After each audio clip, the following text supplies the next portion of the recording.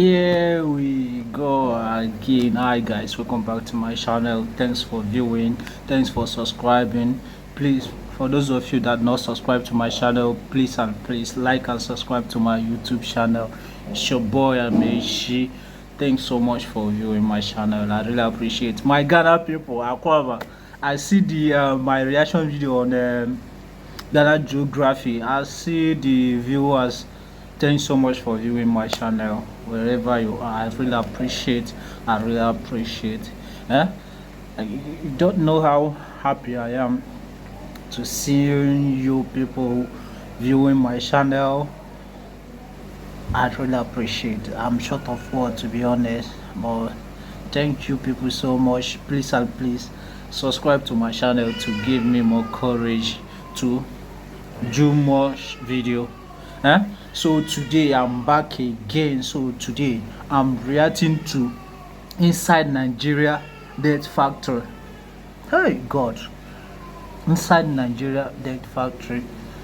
So guys, the reason why I'm reacting all this video, the reason why I want to react this video, I want everyone, wherever you are, I just want everybody to be careful over there. This is must watch. You have to watch this story and learn a lot of lessons and know how you are going. Even though you are in Nigeria, you are in Ghana, everywhere in West Africa, I think they are doing money ritual, or they are selling all body parts, human organs in every West Africa, all African country, let me put it like that. So you have to watch this and learn and know how we are going. Without too much of talk, let's jump up to the video. In 2014, a group of young men discovered an abandoned-looking warehouse surrounded. In 2014, a group of young men discovered an abandoned-looking warehouse surrounded by barbed.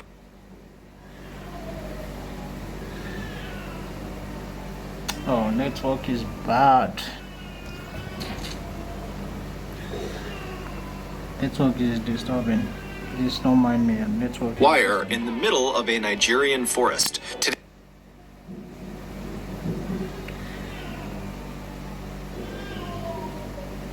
it's like the volume is low, safe. Let me.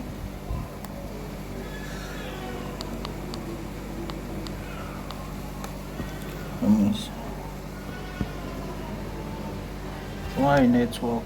today's story is about the absolute horror they found inside of that building. Today's episode is going to be extremely upsetting, extremely graphic. As such, viewer discretion is advised. But before we get into today's story, if you're a fan of the strange, dark, and mysterious delivered in story format, then you've come to the right place, because that's all we do, and we upload once or twice every week. So if that's of interest to you, please offer the like button a free session of acupuncture, but as soon as they're lying down, go ahead and administer a full body allergy test. Also, please subscribe to our channel and turn on all notifications so you don't miss any of our weekly uploads. All right, let's get into today's story.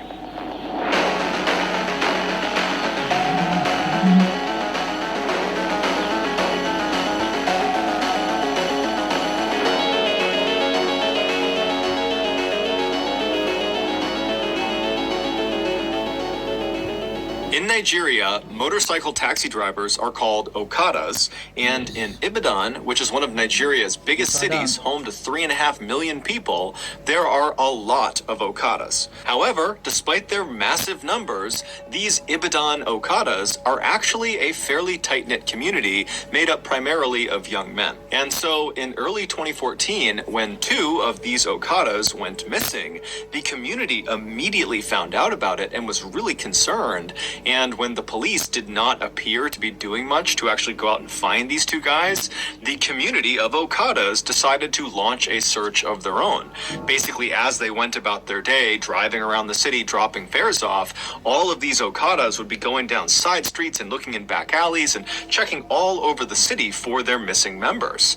But despite their best efforts, they never could find them. Then, on March 22nd of that year, a third Ibadan Okada vanished. He was a young man named Lanre Sidiku, and unlike the other two riders who went missing while they were at home, Lanre went missing while he was working. Lanre was part of a group of Okadas within the city who all kind of met up on the same city street, and that's where they stayed throughout the course of their day, trying to wave down fares as they came up. And so everyone in that meetup point all knew each other, and so they all knew Lanre.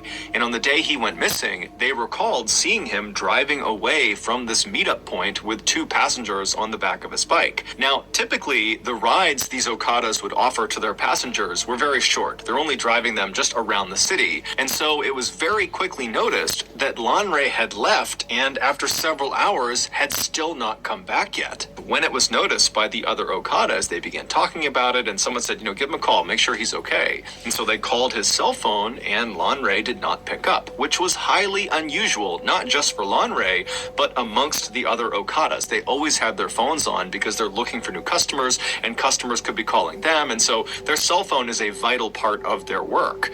And so his phone is off. They don't really know what to make of that.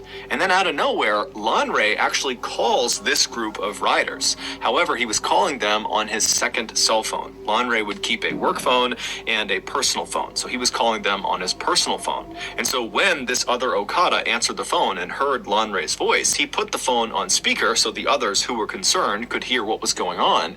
And what they heard was Lanre, totally hysterical, screaming into the phone that he needed help. He said that he and 8 other people he was with, who he didn't even know, had been kidnapped, and their kidnappers had brought them to this underground prison cell. They couldn't see anything, but they could hear people walking above them. Lanre also explained that when they had been kidnapped, the captors had taken all of their belongings, but they hadn't recognized that Lanre had this secondary cell phone, which is why he was calling from it. And so in between Lanre's frantic descriptions of what was going on and what had happened to him, these Okadas that received this call, they can hear in the background these other 8 people that are with Lanre in this underground cell screaming out as loud as they can, probably to get the attention of someone, anyone who was above ground who might be able to come down and save them. And so these Okada riders who are getting this call from Lanre, they're horrified and they're trying to calm Lanre down so he can explain where he is so they can go find him. And finally, Lanre, he does compose himself and he gives them really specific directions to this footpath that led into the Soka forest where he said he had been taken. The Soka forest was a very dense stretch of wilderness right on the outskirts of Ibadan. Lanre would tell them that he had no idea where specifically in the Soka forest he was. However, he said, if you just keep walking on that path, eventually you'll hear us calling out from underground and you can come and save us. And so as the riders turned on their bikes and they got ready to head out and go rescue their friend, they told Lanre to stay on the line. Let us keep talking to you until we find you. But as they're telling him that, his phone abruptly cuts out. And then when they tried calling him back, his phone was off. About 40 Okadas from Lanre's meetup spot took off together and sped down city streets until they hit this major highway that would take them out of the city. And then once they were out of the city, they went down this other road that brought them right towards the Soka forest. And then as this road put them right up against the tree line on their left side of the Soka forest, they all began looking for the 2 burned out cars that Lanre had said marked the beginning of this footpath they were looking for. And so sure enough, they find these burned out cars, they park all their bikes off on the shoulder of the road, and they quickly realize that this really is a footpath only. There's no way they can get their motorcycles onto the path, not only because the burned out cars are blocking their way, but because the path itself is so overgrown with vegetation. I mean, they can barely see the path, let alone drive something through it. And so the men leave their bikes by the side of the road, and then unarmed, they walk past the burned out cars onto this path, and then because it was so narrow, they had to walk more or less in a single file line into the Soka forest. And so as these men are basically marching into the woods, they're not making any sound because again, they're trying to listen for the sound of their friend and the other people that have been taken captive somewhere underground. And so they're silently marching through this forest when all of a sudden the guy at the front of the line thinks he hears something way up ahead. And so he holds his hand hand up to stop the line, and they all stop and they're trying to listen. And then all of a sudden, about 50 feet ahead of them through the trees, this man they didn't recognize suddenly jumped out from behind a tree. He yelled something at them, and then he raised his gun and began firing in their direction. The 40 Okadas immediately turn around and just sprint back down the path, right back out to the road. They hop on their bikes and they peel back out towards the city. When they finally get back to the meetup spot they had all originated from, they realize they can't just leave Lanre and the other people he was with out to dry.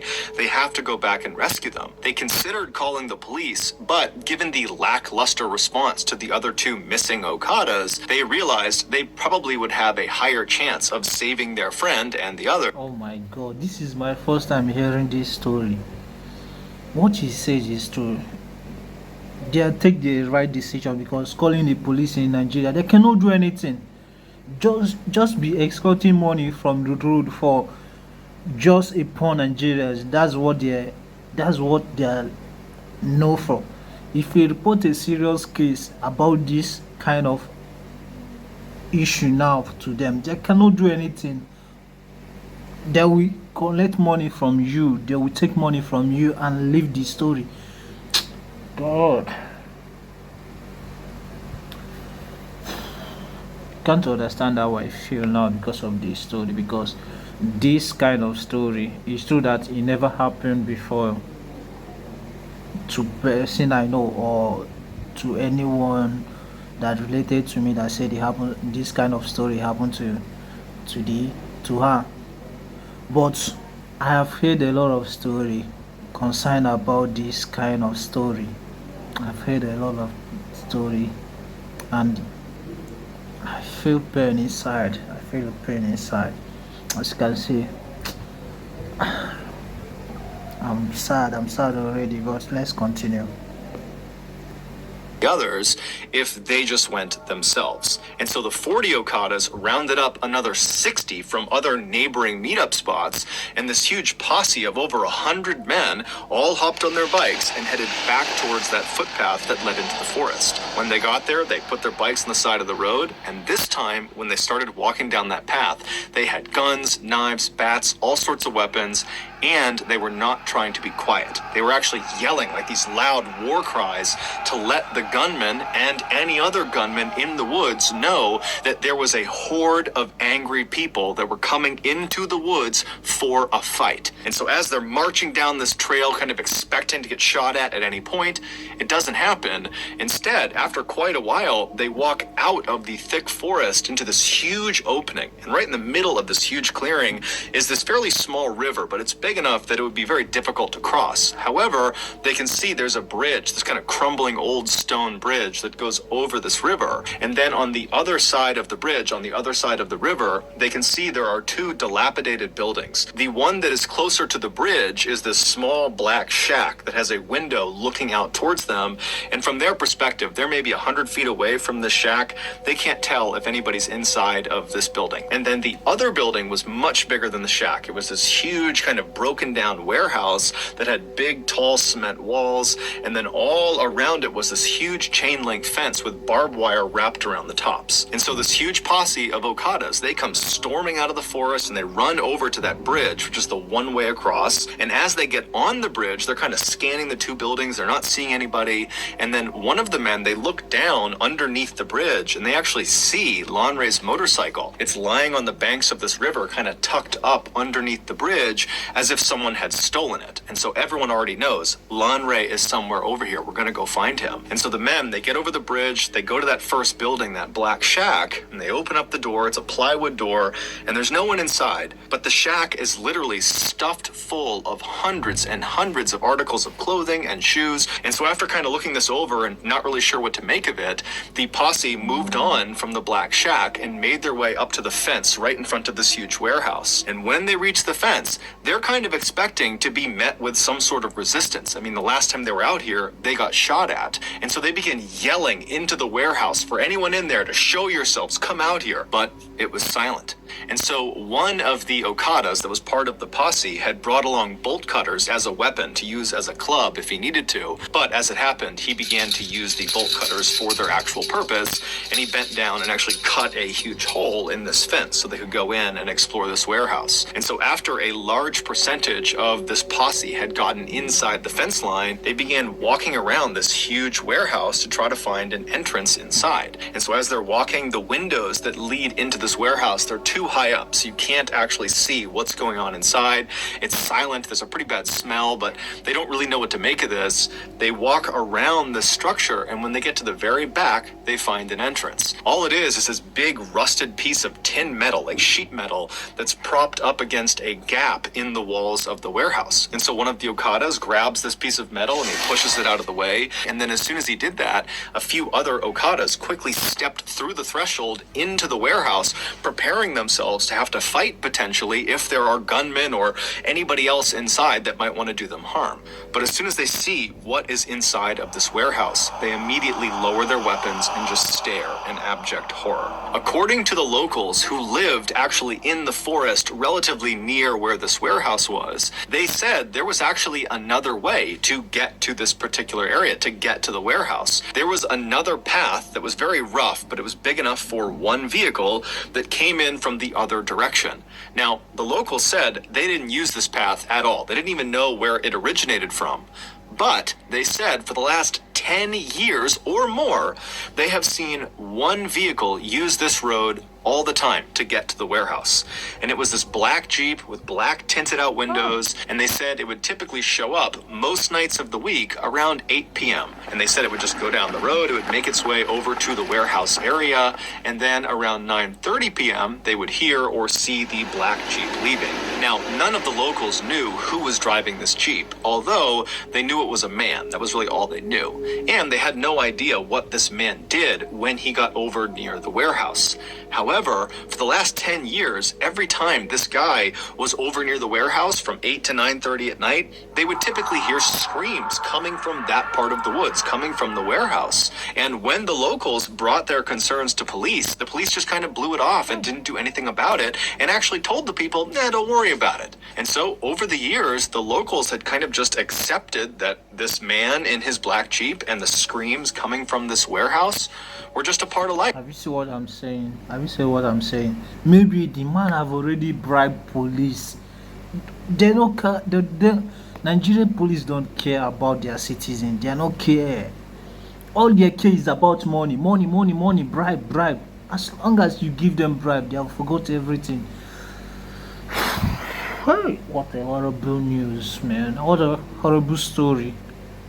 Guys, I'm very, very sad about this story, man. Hey, I don't think I'll continue, but let's continue. Let's finish the video. But I'm really, really sad. Serious too. Whenever I'm remembering what is going on in Nigeria, I feel bad. I feel really, really bad. It pains me what is going on over there in Nigeria, because a lot of things are happening, especially government. Let's continue.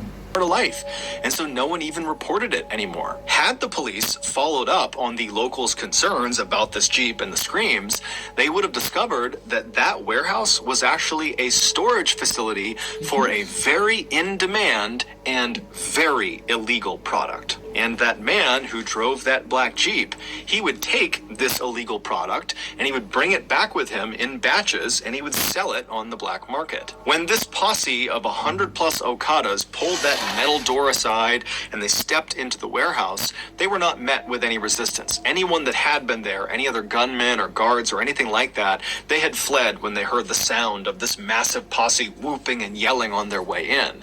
And so as these Okadas are standing inside of the structure, surveying surveying what's in front of them, the first thing they noticed is right in the middle of the structure on the ground is this cement slab. It's about 4 feet by 4 feet, and one corner of this slab was elevated slightly by some rocks that had been placed under it, kind of propping it up, pitching it on an angle. And then just off of the side of the lowest point of the slab was this wooden bowl that had dark stains inside of it that was positioned in such a way that if you put water on the slab, the water would drain off of that corner directly into this bowl. Basically, it was there to catch any runoff from whatever was happening on this slab. Around this cement slab, all over the dirt floor, were bones, some with meat on them. And then beyond the bones and beyond the slab, all around the perimeter of the inside of this building were extremely malnourished, catatonic people chained up to the walls. These people were the highly in demand, highly illegal product. More specifically, their body parts were the product. In Nigeria, a stunning number of people believe that certain magic potions and charms will grant you wealth and success, and in some cases, infinite life. But the catch is, the herbalists who will perform the magical rituals and give these potions and charms to people that pay for them, they often require human body parts for them to work. And so human body part factories, like this warehouse in Soka Forest, were established in order to meet the high demand of people that needed these parts. And so the way it's believed it worked at the Soka Forest warehouse was the man in the black Jeep. He would get orders from people that wanted specific body parts for their magical potions and charms and whatever else they needed, and he would make a list of those parts, and then at 8 p.m. he would show up at the warehouse and he would communicate with the people that worked at that warehouse, and they would determine out of all the captives they had who had the parts they needed. And then after figuring out which captives were going to be used that night, they would go into the main section of the warehouse, and one by one they would unchain these people, they would drag them to the center of the room, and in full view of all the other captives, they would put them on the slab known as the slaughtering slab, and they would hack off the required body parts and bag them up, put them in coolers, and then the man with the black Jeep, he would take those parts and he would leave. And then the person who's just been butchered, if they were still alive and might have a chance of surviving, they'd just be brought back to the wall and chained up again. If they did not have a good chance of survival, then they'd be brought to the very back of the warehouse in the back rooms where they would be discarded. Now, the means of execution varied, but in the back rooms of this warehouse, they found a makeshift guillotine, which cuts off people's heads, and they also found a large crocodile that was chained up. And so it's likely that those were at least two of the methods used to discard of the people they could no longer harvest organs from. After the Okadas kind of broke out of their initial shock of what they were seeing inside of this warehouse, they went around and began freeing people that were still chained up to the walls. And in total, there were 23 people that were still barely alive, still inside of this warehouse, but none of them were Lanre Sadiku. And then after checking all of the dead bodies and body parts that were inside of the warehouse, and then also right outside, where there were a number of shallow mass graves, they couldn't find Lanre amongst them either.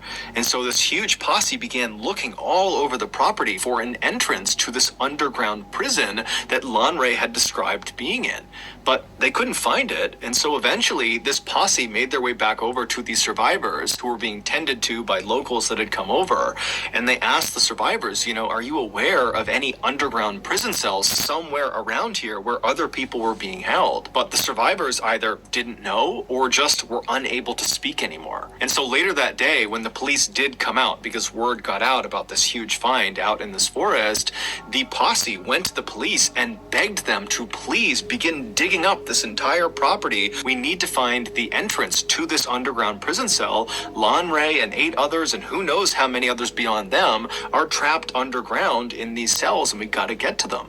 But the police just kind of refused and immediately just demolished the warehouse. And then after kind of cordoning off that area for a couple of days, the police basically just left and stopped caring about it altogether. And so the Okadas once again came together as a community and would spend the next several weeks going back out to this forest and just manually began digging up all over this entire property in hopes of finding their friend and the rest of these people that were trapped underground.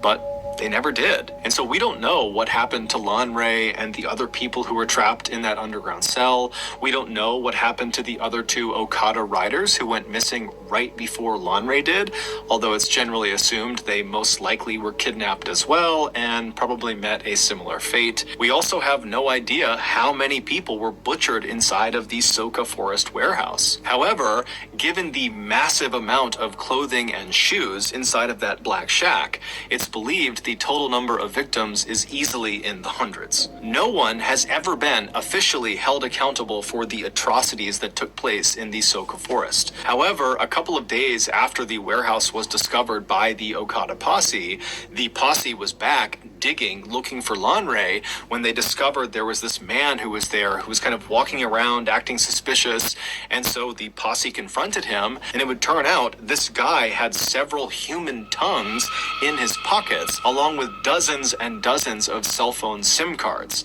And so, assuming he was part of whatever happened there, the Okada posse proceeded to kill the man on sight. Later on, a woman who was a survivor from the warehouse would tell reporters how she got kidnapped. She said she lived in Ibadan, she was well educated, she had a good family, she was just sitting outside of her house when all of a sudden this van pulled up in front of her, and these very official looking men were inside of this van, and they got out and they told her, you're under arrest, you gotta come with us to the police station.